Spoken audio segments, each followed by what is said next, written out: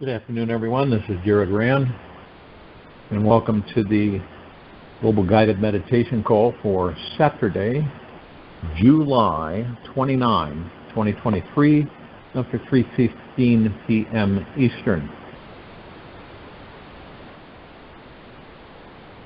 Many of us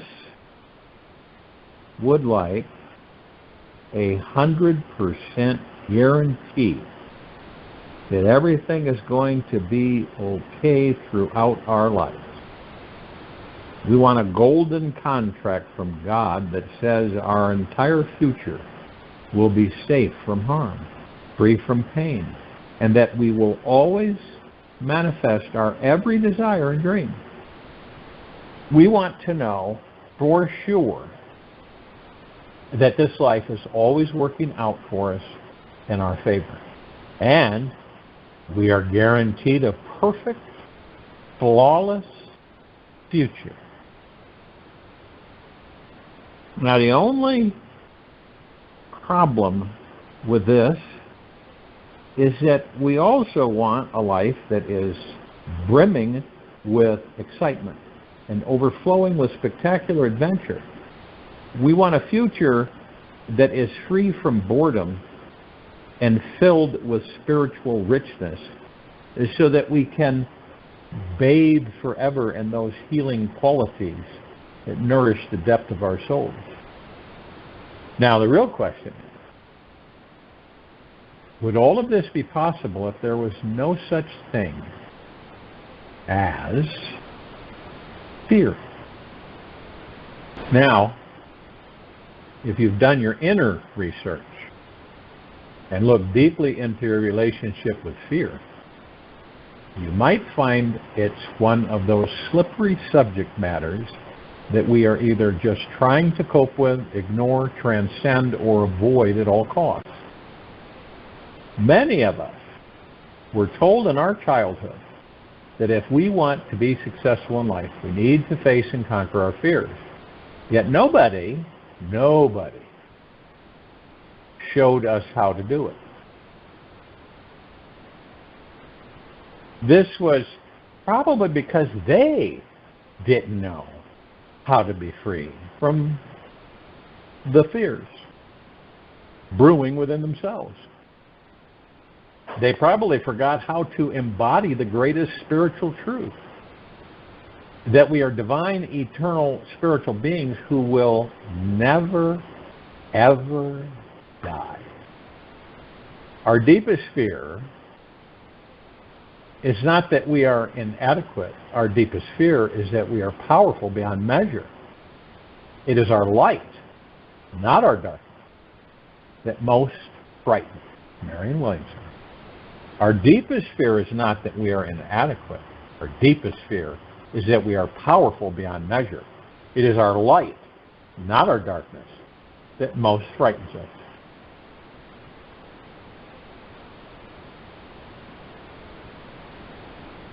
If you're eagerly waiting for that magical secret formula that will free you from fear, today is that special day you've been waiting lifetimes for. There's 4 simple formulas. And in a few minutes, hours or days from now, you will experience freedom from fear. So prepare your mind right now to replace any fear-based thinking in your head with the possibility to become authentically fearless. This new relationship with fear will initiate the most empowering and healing chapter of your life.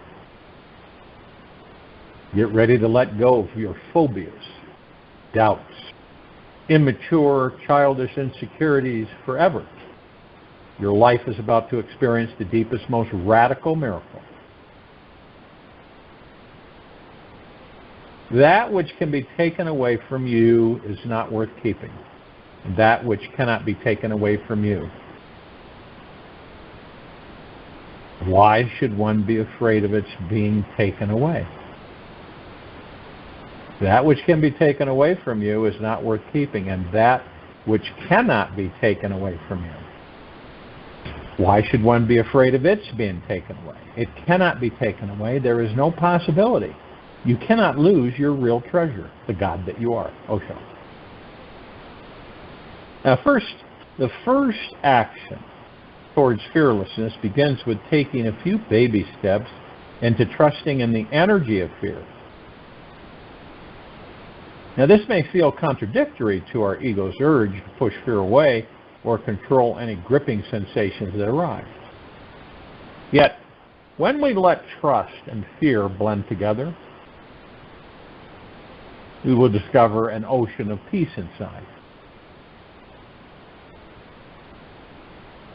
When we let trust and fear blend together, we will discover an ocean of peace inside. This shift into trust happens when we tell the mind that it is no longer in charge of everything. And we hand over the reins to the heart as our anchor to the present moment. Every breath we take from this space becomes a deeper surrender to trusting this life, and knowing that an open, trusting heart is the guide showing us home. Trusting energy naturally floods into the heart when we access a spiritually open mind. This means we become conscious that we are living in a super intelligent, divinely benevolent universe that never makes a mistake. The faults and blunders we see are not necessarily wrong, yet are revealed later as deep, eternal love in disguise. Think less, feel more. Frown less, smile more. Talk less, listen more. Judge less, accept more. Watch less, do more. Complain less, appreciate more. Fear less, love more. With 100% trust as our guide, we can then experience fear as a powerful teacher needed to awaken us on the deepest levels. We relax ever so deeply inside when the understanding sinks into our bones that the all-intelligent, loving universe is always on our side, knows exactly what ingredients are needed for our soul's enlightenment. By accepting this expansive truth that fear is not here to threaten any of us, but to awaken us from our spiritual slumber, you start to relax into the sensations of it. You meet it with reverence, knowing it is going to make you feel more focused, alert, and fully alive. When we trust in fear, we naturally start loosening the tight, grueling grip it has over us. We begin welcoming fear as a friend and respect it, knowing every unique fear that we have is revealing another layer of illusion. So we can realize the divine being who we truly are. By accepting that the infinite universe is always going to be more intelligent and benevolent than our ego can comprehend, we can let go of fear and naturally relax deeper into each experience that this life brings. We can then take the risk to snuggle up to our fear, get a closer look underneath it, and uncover the divine purpose of why we are manifesting this particular fear at this moment in our lives. The moment you start seeing life as non-serious, a playfulness, all the burden on your heart disappears. All the fear of death, of life, of love, everything disappears.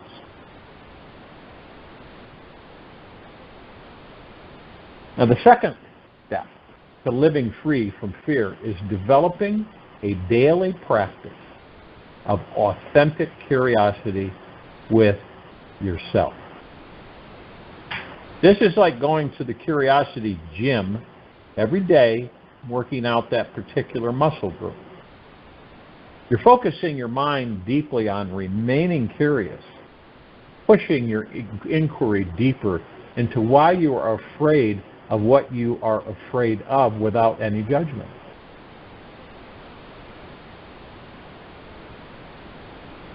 When the mind can remain detached and curious about what the emotional tension in your gut and heart is all about, you don't get sucked into it. It is only through this innocent, childlike curiosity and true heartfelt inquiry that we can turn our worries into wonder, catch a clear insight into what it is that we are running from. Looking inside your fear for the very first time can seem like threatening, life-threatening, or like you're entering a dark, dusty door that hasn't been opened for hundreds of years.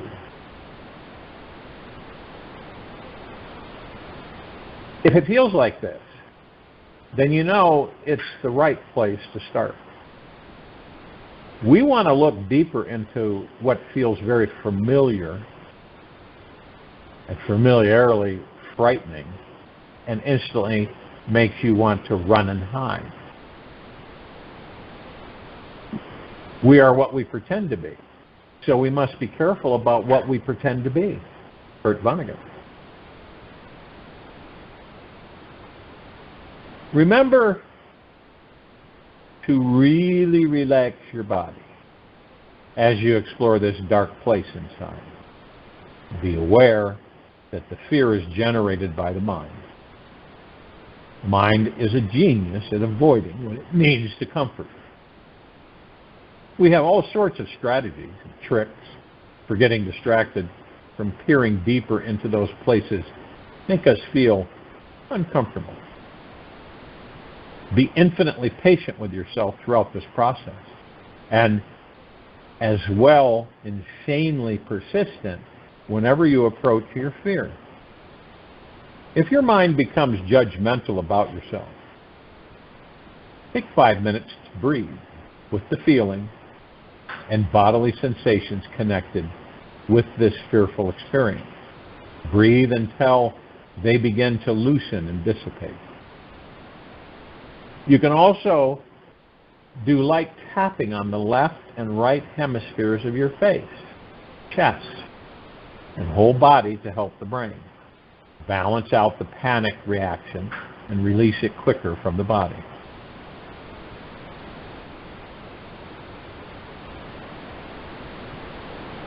You are a ghost driving a meat-coated skeleton made from stardust, riding a rock floating through space.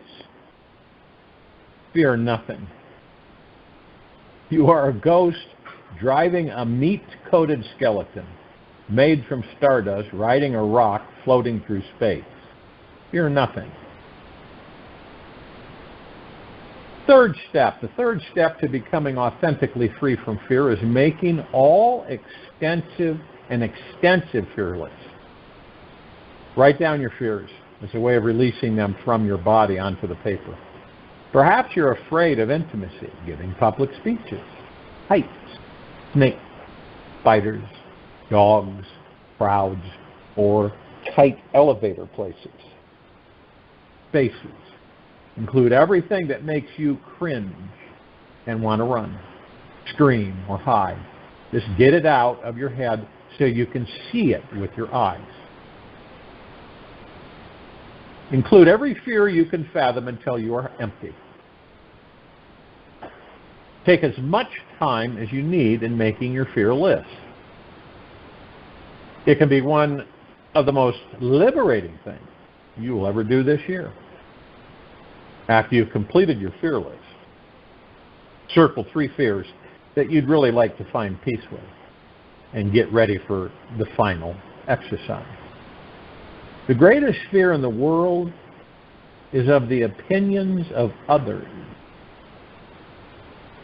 And the moment you are unafraid of the crowd, you are no longer a sheep.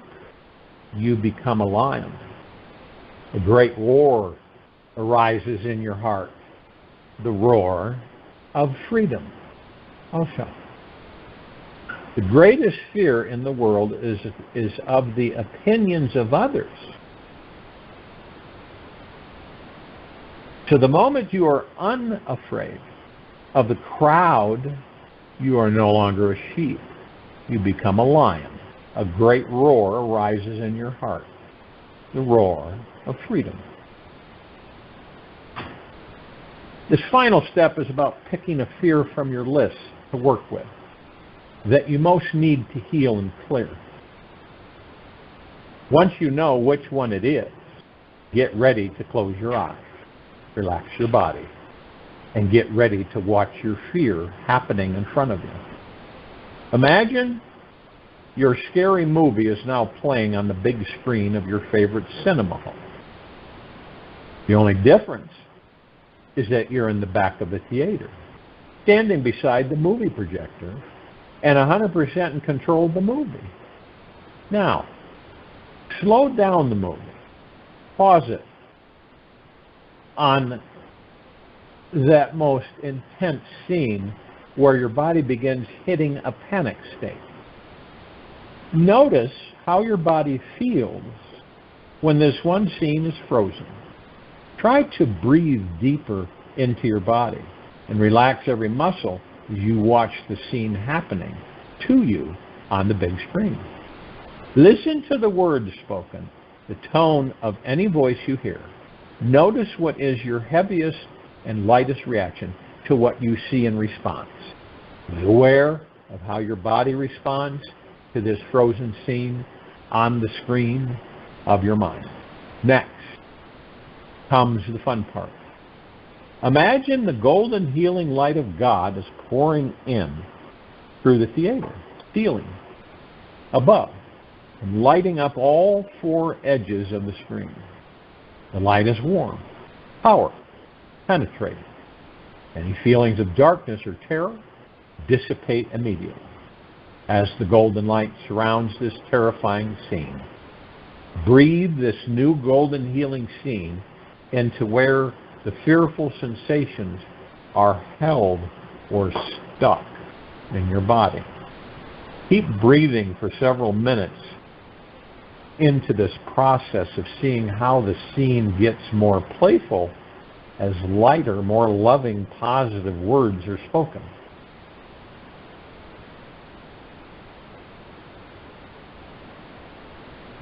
Breathe deeply and slowly into this transformational experience, making whatever releasing sounds and movements that feel like a relaxing massage in your tissues. If you happen to get pulled into a fear that gets stronger or bigger than you, then call in your higher guides, loving ancestors, or an emotional support team to work with you. Ask them for assistance in releasing this fear from your life. Request them to come into your dreams tonight to show you exactly what you need to do to be free from this fear. Watch closely how your mind is still making up all sorts of stories about everything and everyone, including yourself. Be patient. Everything comes to you in the right moment.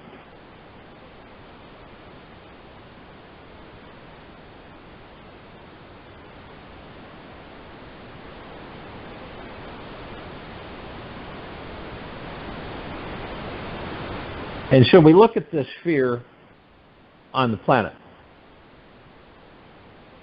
and we look at people in fear. And for many centuries, the people of this planet feared the leaders, the government. They feared them. The biggest fear that we have is what other people think about us.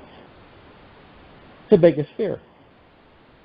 This is why we conform and we do what we do. This is why, as I've said before, you stand outside and you watch And you look down on all this scurrying and hurrying, shuffling, and breathing heavy, and grabbing and pulling to get somewhere. And it's like to really take it in. I mean, really embrace it. Full body hug.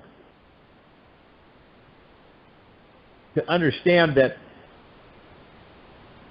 we won't go anywhere unless we start to go within. Because everything out there in front of us is an illusion that we create to entertain ourselves. Do we create the fear? Yes. We create the fear. Have you ever met anybody that's fearless?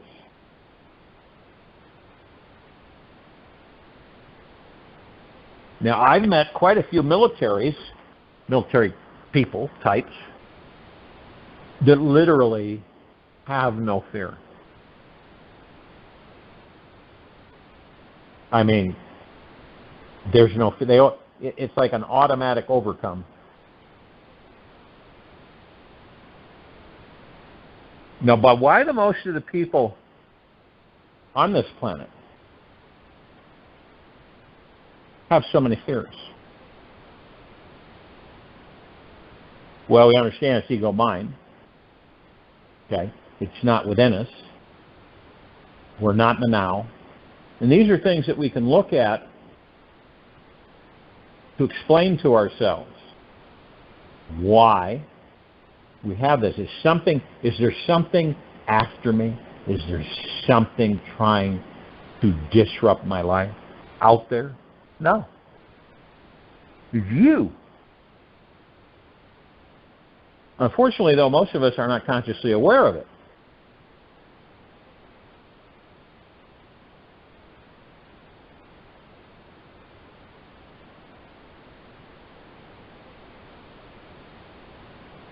Now, some people say, well, how happy can you be?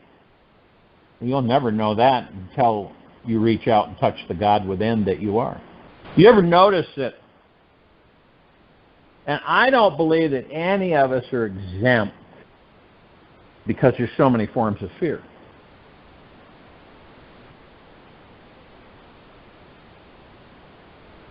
But I believe that we all conjure fear.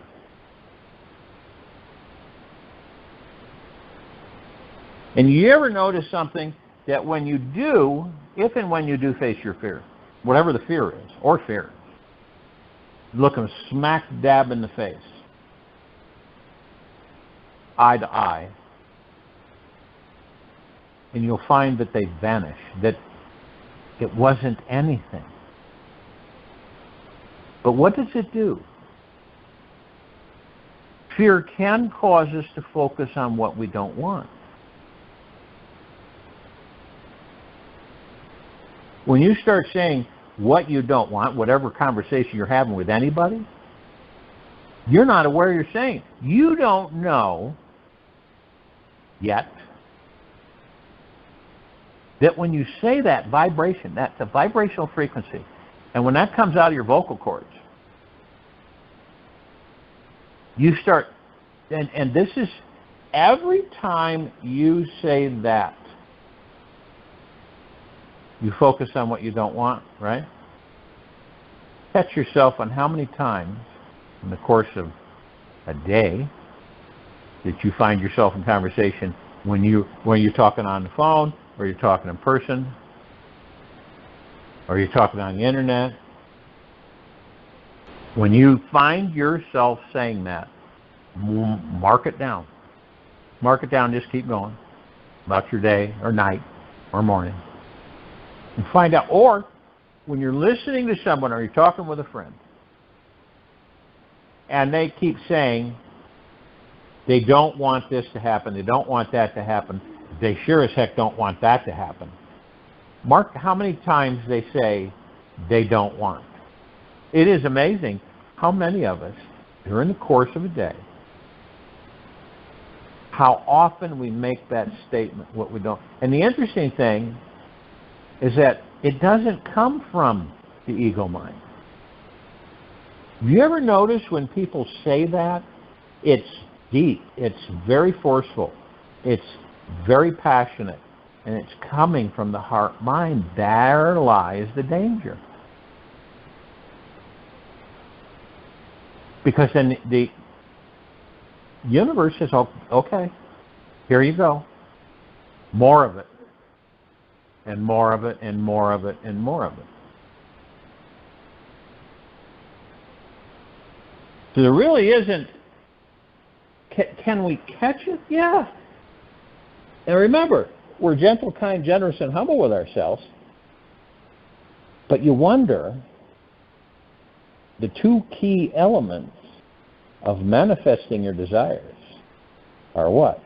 First one is to get practicing on going within and listening to the breath. Okay? Going within, listening to the breath takes you into the now.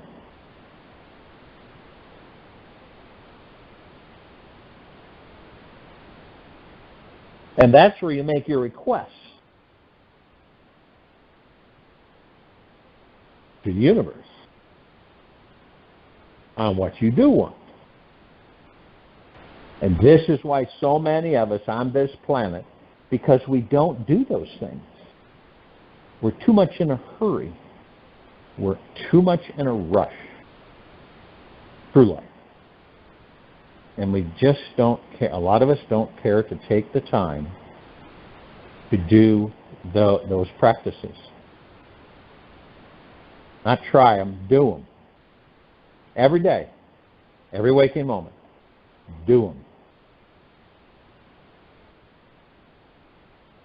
Because it begins to open up so many avenues. It brings in so much clarity. It's like bing, a bell goes off, light comes on. Every single time you discover more about you. And you say, well, that's why. You ever done that? That's why I'm that way. And eventually, you know what happens when you start to practice? Going within, focusing on the breath, and then asking for what it is you want to the universe. You find yourself more in the now. You also find yourself much deeper gratitude for everything.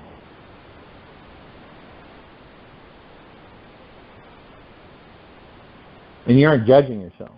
And you're not coming down on yourself. Why? So then you begin to realize that, wait a minute, this is really working. I kind of like the feeling.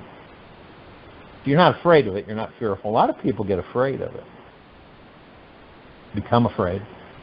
And then negate it. It's no different than when you, let's say you're in a relationship, okay, a romantic relationship, and you have a fear, and you don't know where the fear came from, and most people don't even look at the fear, but the fear is of not being with that person or that person leaving you, right? That's ego mind based. So that fear, because that person was never yours and never will be, okay, there's no attachment to that person. And there's no expectations. Those are areas that we don't visit much in relationships. Okay.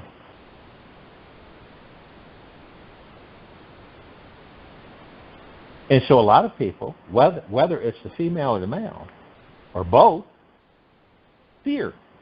They fear the separation. They fear leaving each other. They fear it.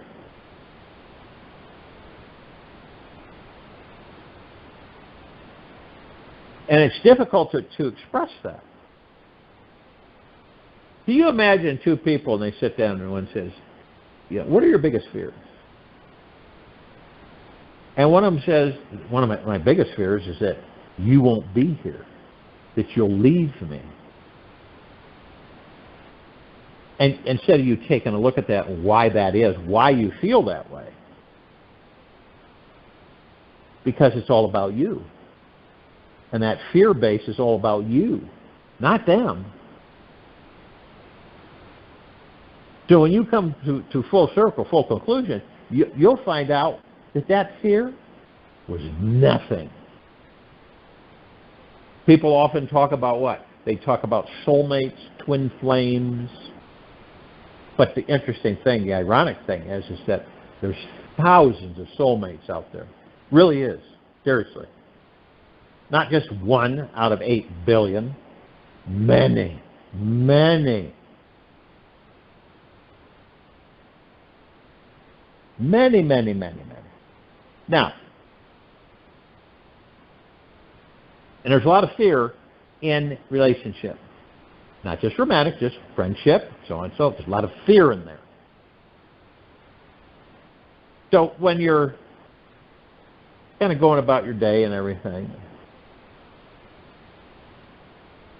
and that fear comes in, and you just look at stress, just go, hey, let's have a seat, fear. And you just sit there with your fear and you figure, why are you here? Why? What is, and some people will do this. They'll tell themselves, what is my worst case scenario with all of this?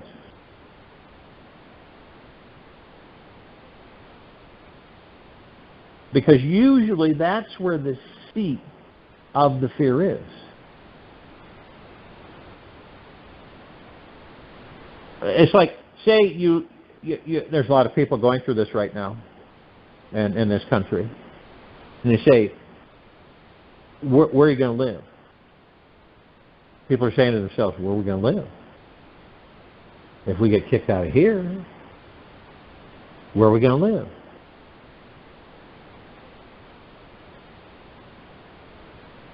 Instead of saying, this is another adventure, this is going to be great. The universe will provide another place. And it will. But it won't if you negate it. If you say, oh, well, we're sunk. What are we going to do? We're sunk. And then that fear overwhelms you.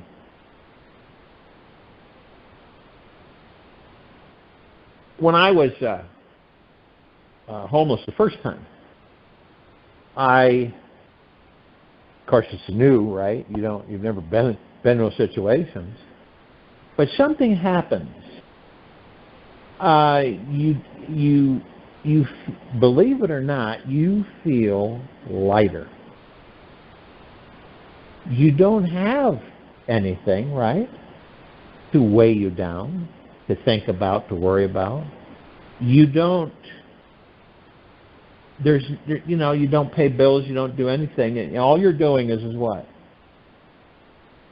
You're finding ways to live. That's what you're doing. Now, wouldn't it be interesting that everybody, right, or let's say most people, if they saw someone who was homeless, they would take them in. Okay? If they saw someone who was homeless, they would take, not a question, not even a doubt. Okay? They'd sit down with them and talk with them and say, tell me your story. What happened? How did you get this way? And be honest with me, because I'm really interested in what you have to say. We don't do that, though, do we? Now, some of us will be walking along or driving along, and you'll see somebody sitting on a corner, more and more so here in our country, right? And you'll get a feeling in your heart. Now some people will get a fear because they think it's contagious. Believe it or not, I'm not kidding you. They think it's contagious. So if they get around someone who's homeless, it might affect them, and they might be homeless. So they stay away from them as like it was a plague. There's other people that just say, here's $100. And to them, $100 might as well be 10 million, $1 billion.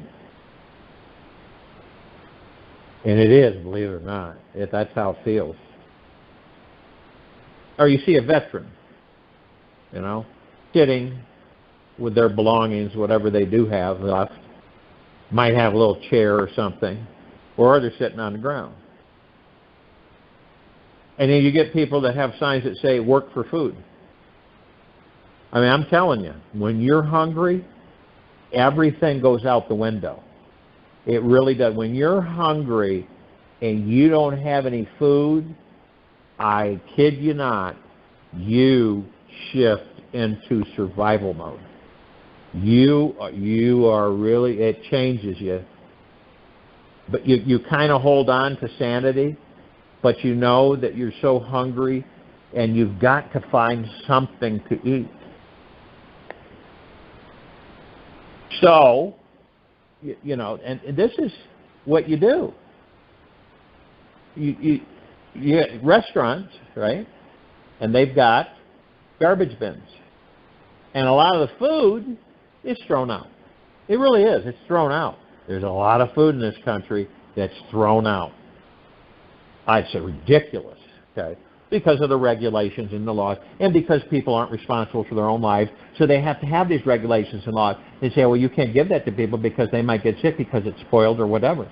Well, that's the people's responsibility, not the restaurants. So you go dumpster diving and you go in there for food. And most restaurants, it's mostly thrown away food, debris and stuff from the kitchen and things like that. That's all it is. So you go in there and you dive and you find food. Doesn't matter if it's half eaten, you eat it because you're hungry. You don't care about germs or anything. So, and then you find shelter. You got to find shelter, right? Even if it's newspapers. So you get a lot of people that are pretty resilient, creative.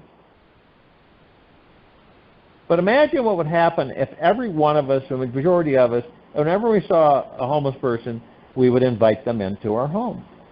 People would say, you're out of your mind. They could be killers, rapists, murderers. You know, they deserve to be there. They did it to themselves. And they probably did. We all do it to ourselves. Somehow.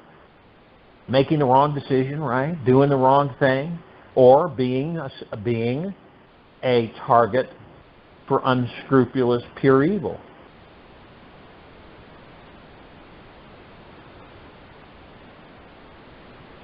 But something happens when that happens to you, and you realize that this too, it'll pass. It really will. And you get your mind, your heart mind, into a different direction.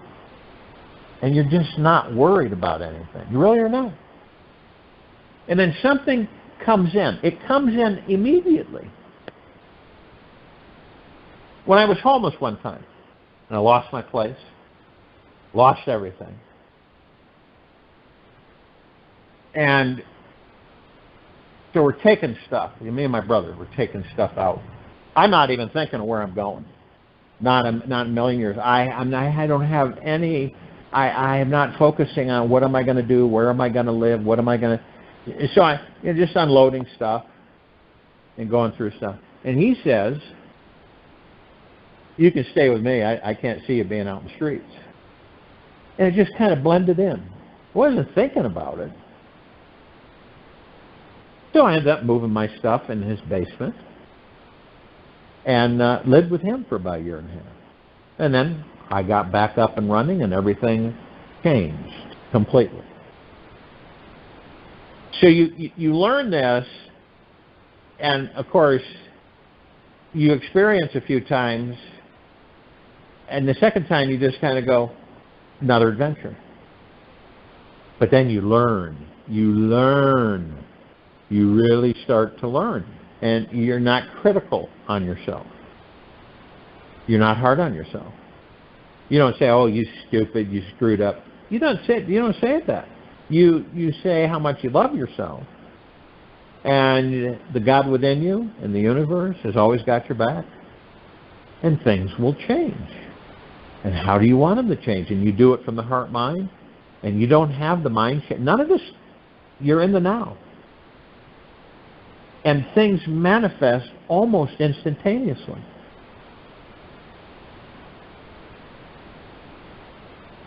It's amazing. And I, for one, have experienced it more than once. And others have.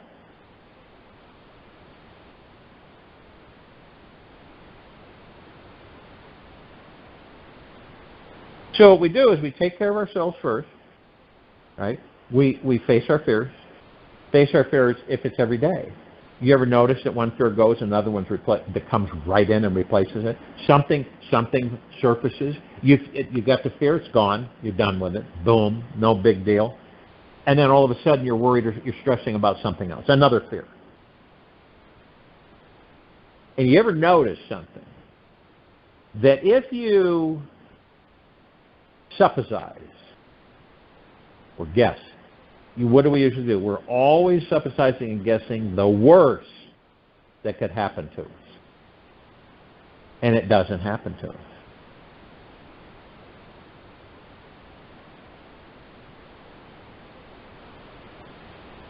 So we have, it's always an adventure, it's always an awareness, it's always for us to determine and decide when we're going to step inside.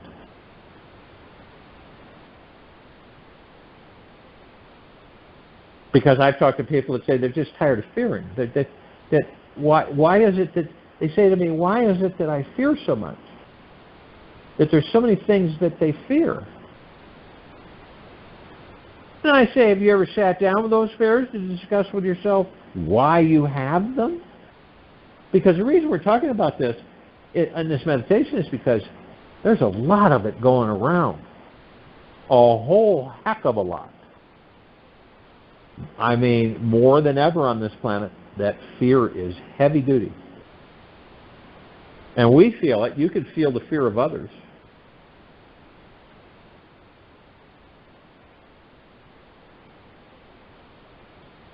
So how do we overcome them? By facing them. That's what we do. We face them. And what does that mean? It just means that you figure out why you have it. Why in the heck am I so worried or stressed or fear about this? I want to know. And you find out. And it's gone. It disappears.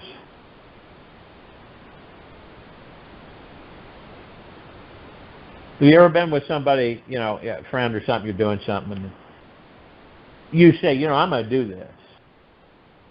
And you feel good about it. You say, yeah, I'm going for this. And your friend goes, oh, I don't know. A lot of things can happen that aren't too good. And then you kind of get irritated. It's a kind of ego mind kick. You get a little irritated and say, why do you always have to go down in those levels of frequency?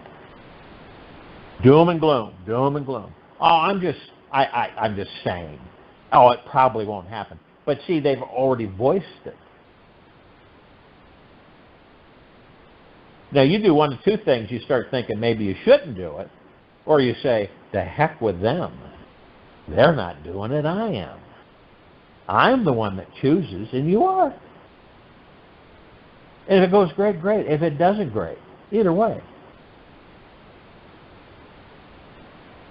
So we have so many wonderful abilities that we can pull right out of our hats and bring them to the forefront and review things and not get upset and walk through our fears. But see, one of the biggest keys is that the person can be so frightened they don't dare face their fear. They run from them. Like, have any of you ever had a bill collector, right? Or a credit collector, or your credit card bellied up, right? And they turn it over to a third-party collection agency. And then they come and they put a sting on your door. And you're fearing. And, you think about that. There's a lot of people having that happen to right now. They've never had it happen.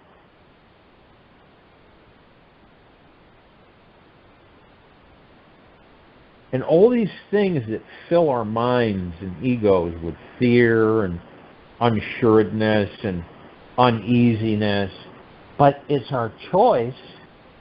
And see, there's where it comes in, the trust we have in ourselves, the love we have for ourselves is paramount. how intimate is your relationship with yourself? And when you truly do believe that the universe has your back, it changes everything. All right? You may say to the universe, well, I don't really care to have this happen. And it doesn't. Something else does. It's a lot better. You say to somebody, you don't want them, when they're around you, to talk. You don't want them to be negative around you, right? That's a fair statement, right? We don't think about what we're saying. And so many, it's like, Jim, I have a meaning to share something with you. I don't care for you when you're around me to be so darn negative. You can say that, right? That's you can tell the difference in the vibrational frequency. Or most people say, Jim, I really don't like it. I don't want you to be negative around me when you're around me. And guess what? Jim continues to be negative around you. But when you say, Jim, I really don't care for you to be negative around me. Big difference, big difference. Usually you're not sending the signal out to the universe is going to give you more of it. It'll stop it.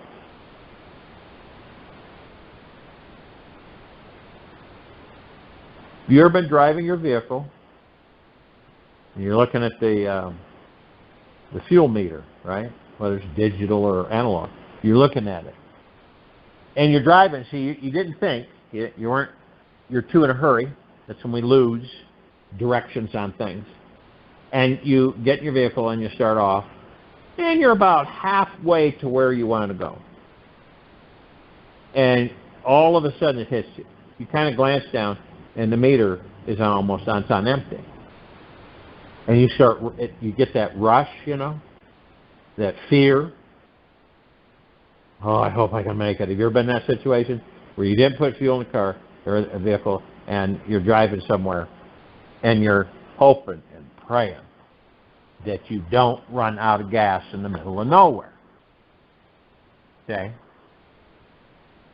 And you're just, don't run out of gas, don't run out of gas. And you're looking for a gas station, right? But for some reason, there's no gas station around. It's like nothing around for you to get gas in your car.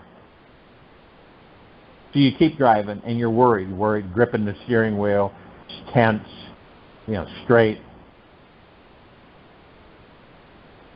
And you run out of fuel.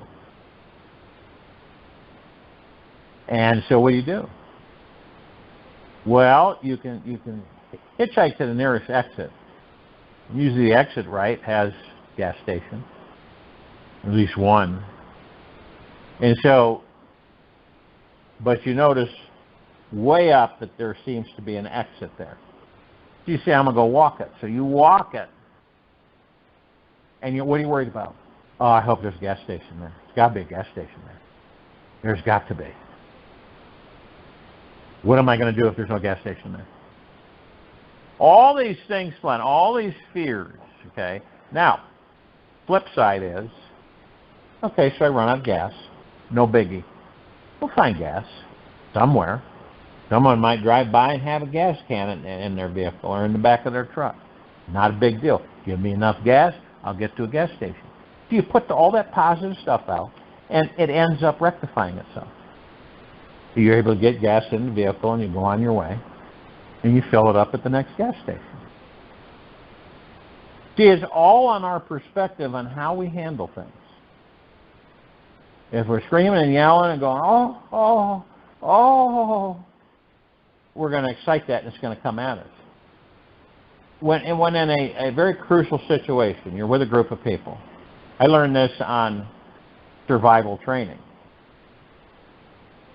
If you panic, whoever panics usually doesn't make it in the survival. They usually leave the body. When you don't panic, and you look at your options, and you say to yourself, universe got my back, I'm an immortal being, I don't die. Body does, but I don't. It's a whole different understanding. Whole entirely different.